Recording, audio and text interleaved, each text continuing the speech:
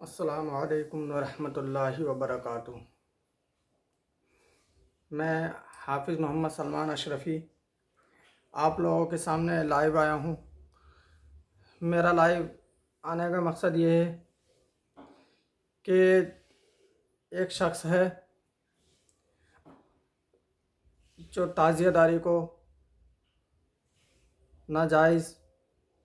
بتاتا ہے، تو میں نے یہ سوچا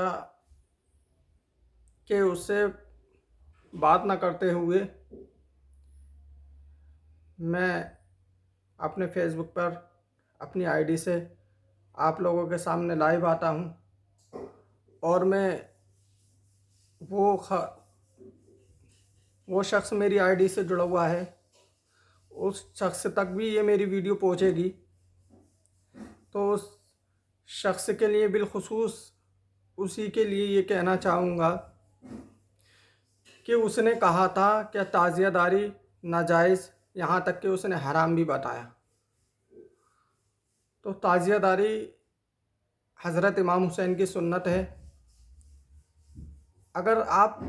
تعزیہ داری کو منع کر رہے ہیں تو آپ پہلے اپنے اوپر اپنے گرومان میں جھانک کر دیکھیں۔ اسی تعزیہ داری کو آپ منع کر رہے ہیں، اسی تعزیہ داری میں آپ ساتھ میں شامل ہیں، اور جس شخص نے مجھ سے یہ کہا تھا وہ خود اس تعزیہ داری میں شامل تھا، میں نے اس کو ثبوت بھی دکھایا تھا۔ تو میرا کہنے کا مقصد یہی ہے، جو لوگ یہ بات کہتے ہیں کہ تعزیہ داری حرام ہے یا تعزیہ داری ناجائز ہے، تو میں ان لوگوں سے یہ کہنا چاہوں گا کہ پہلے آپ اپنے گھر کو دیکھیں، بعد میں دوسری جگہ آپ لوگوں سے تعزیہ داری اور لوگوں کو جو ہے گمراہ نہ کریں، عوام کو، کیونکہ تعزیہ داری تو وہ ہے، تعزیہ داری آپ تو کیا آپ کے باپ دادا بھی نہ روک سکتے۔ تو میں خصوصاً بالخصوص یہ جواب اس کے لیے ہے جو اس نے میری فیس بک آئی ڈی پر میں نے دیکھا اس نے یہ چیز کہی تھی۔ تو اس خبیث سے میں یہ کہنا چاہوں گا، حلال روزی مقدر سے جو کماتا ہے، حلال روزی مقدر سے جو کماتا ہے، حسن حسین کا نعرہ وہی لگاتا ہے، حسن حسین کا نعرہ وہی لگاتا ہے۔ جناب فاطمہ زہرا کے لال ایسے ہیں، جناب فاطمہ زہرا کے لال ایسے ہیں کہ جن کے واسطے جنت سے سیب آتا ہے، جن کے واسطے جنت سے سیب آتا ہے۔ تو میری آپ سب حضرات سے گزارش ہے کہ کوئی بھی عالم ہے، کوئی آپ کا امام ہے، تو آپ عوام سے بالخصوص یہ کہنا چاہوں گا کہ آج آپ ہندوستان کے کوئی سے گاؤں، کوئی سے شہر میں چلے جائیں، ایسا کوئی سا گاؤں اور کوئی سا شہر، ایسی کوئی سی گلی نہیں ہے جس میں کہ تعزیہ داری نہیں ہوتی ہے۔ تو اس تعزیہ داری جہاں ہوتی ہے وہاں یہ ناجائز کہنے والے بھی کتے ہوتے ہیں، سمجھے؟ تو یہ ناجائز کہنے والے جو ہوتے ہیں تو یہ اپنے آپ کو بچانے کے لیے، یعنی جہاں جہاں کوئی بھی عالم ہے اگر وہ امامت کر رہا ہے اس مسجد میں، تو وہ اس سمے یہ بھی کہہ دے گا اپنی روزی بچانے کے لیے، کیا یہ جائز ہے، یہ بھی کہہ سکتا ہے وہ، سمجھے؟ اگر تم ناجائز کے طرف ہو تو ناجائز ہی رکھو، اس کو جائز نہ مت بناؤ، سمجھے؟ اب لوگ یہ کہتے ہیں کیا فوٹو نہیں کھنچوا سکتے، فوٹو کھنچنا حرام ہے، مائک میں نماز نہیں ہو سکتی۔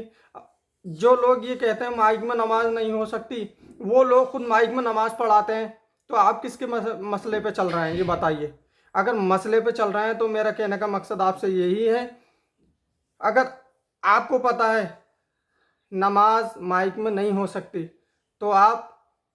اس مسئلے پہ رہیں، کیونکہ نماز تو آپ ویسے بھی نہیں ہوگی، جب آپ نے بتا دیا نماز مائک میں جائز ہی نہیں ہے تو مائک میں نماز کیسے ہو جائے گی پھر؟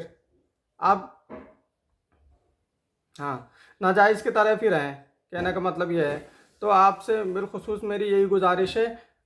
جو لوگ یہ کہتے ہیں فوٹو کھنچوا رہے ہیں اور پھر بھی ناجائز بتا رہے ہیں، یعنی فوٹو فیس بک پہ کتنے